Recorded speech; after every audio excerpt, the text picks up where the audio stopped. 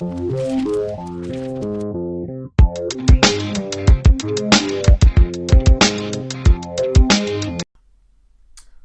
friends, fellow comic heads, it's your boy, Comic Head 84, coming through with a contest video entry for Mr.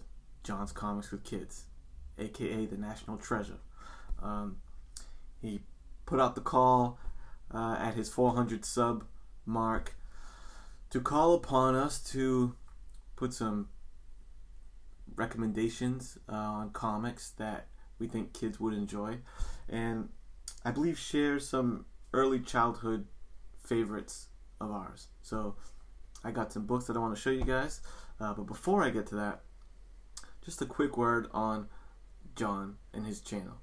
I have to admit, when I first got into this YouTube comic hobby community and started delving into a lot of these different channels, I had always seen John's channel in the ether around videos that I was watching, and he would pop up on a show here or there. And to be honest, I've always made a point to avoid watching his videos. You know, my thinking was, the kind of comic reader that I am, I'm reading stuff like Watchmen, Killing Joke. I'm not sure I'm going to enjoy a couple of little kids, little girls at that, with their dad talking about comics. I said, I respect it, but I don't think I'm gonna get that much enjoyment out of it. So his channel was on the back burner for a while. Okay, sorry. If you're new to my channel, something on my set falls and crashes to the ground every time I make a video. So that's par for the course. Now, back to what I was saying. I was making a point to avoid John's channel for those reasons. And what an ignorant fool I was, because sure enough, John's channel is the bomb. And he's one of the coolest dudes. He has a great take on comics, a great enthusiasm for comics, as do his kids. Man, what a pleasant surprise his channel was for me. And Kate, Charlie, who would have known that I totally get a kick out of what they have to say about comics, what they're into, the fact that they're into the hobby. I totally dig it. And it's one of my favorite channels now. And so I just wanted to share that. If anyone's watching this video, you're totally converted to Team John at this point. But I just wanted to put that out there. John's Comics with Kids is a great just comic book enthusiast channel, regardless of what age you are. I don't care how long you've been reading comics, whatever. The enthusiasm comes through the videos with that guy, and he has such a great welcoming attitude. I always have great exchanges with him. So that's it. Just wanted to give a little props and shout out to you, John, before I get to this video. But enough of that. Enough of kissing up to you, John. I'm gonna get to my books, so let's get to it. Okay, so what I'm gonna do here is I am going to run through the first 5 comic books that I ever purchased for myself in my collection. I'm gonna try to make this quick. The little quick background is, growing up, my older brother was a comic book fan, comic book reader, so there were comic books in the house. I was exposed to comics. I already started my my appreciation for comics at a young age. But then when I was around 8, 9, 10 years old is when I started getting comics for my own. So if you do the math, Comic Head 84, hence that's when I was born. Those early 90s comics those are my childhood comics. And starting up first, the very first comic book that I ever purchased for myself in my collection that I still own. I still own the originals of all these 5 comics. Amazing Spider-Man 348. I have a deep love for this comic. I still maintain this is one of my favorite comic book covers of all time. And you can see if I hold the light just right, you can see like pencil outline around Spider-Man's head right there. Because what I would do with these comics, I'd put a sheet of like white paper over it, put the light on it, and I would try and trace like Spider-Man's head and trace these other guys to help me learn how to draw. Because that's what a lot of my early comic book reading was reading them, trying to draw them, all that kind of stuff. So this was great.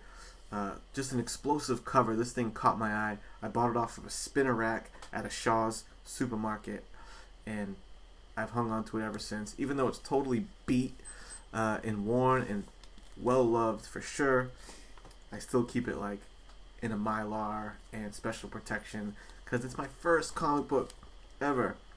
And some guys who have seen videos on my channels, you'll know that I have a good appreciation for She-Hulk. She's one of my favorites, and a lot of it has to do with this comic here.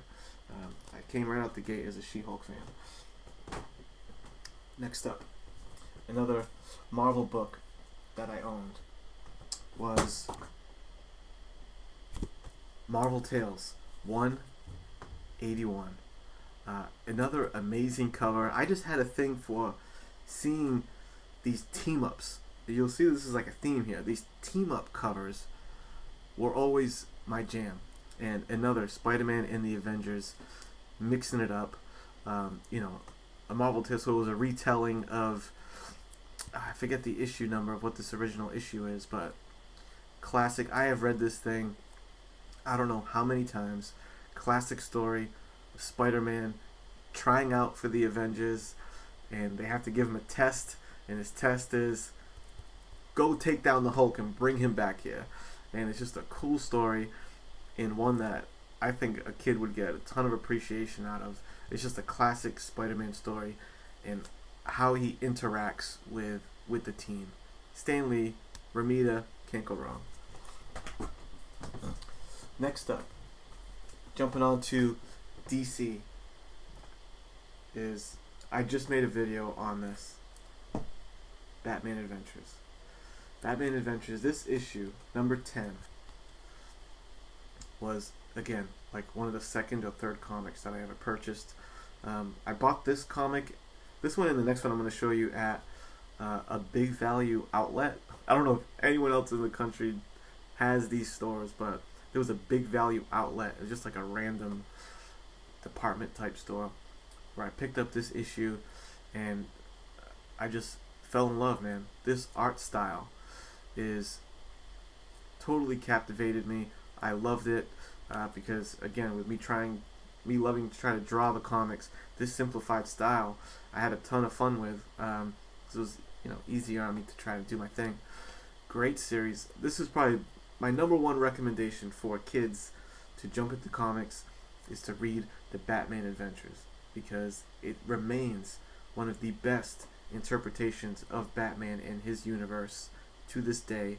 Iconic, and the comics are even incredible too. Boom.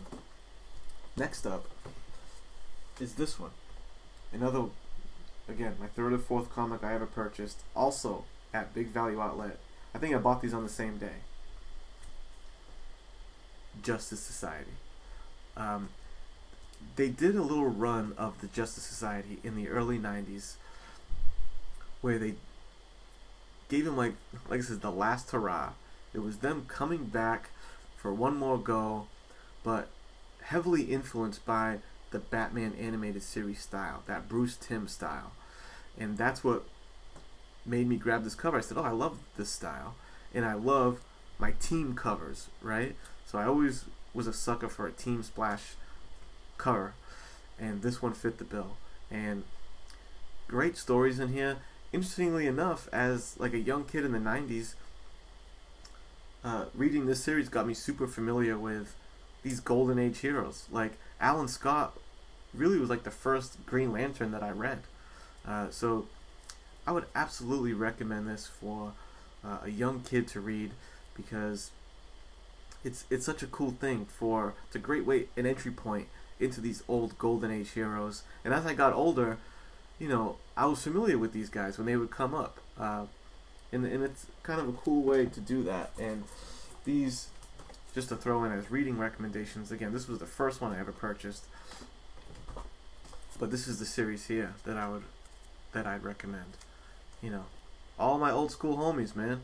The Atom, Sandman, Starman, the whole gang, Wildcat, Dr. Midnight. Just a great series for kids to jump into, some golden age heroes.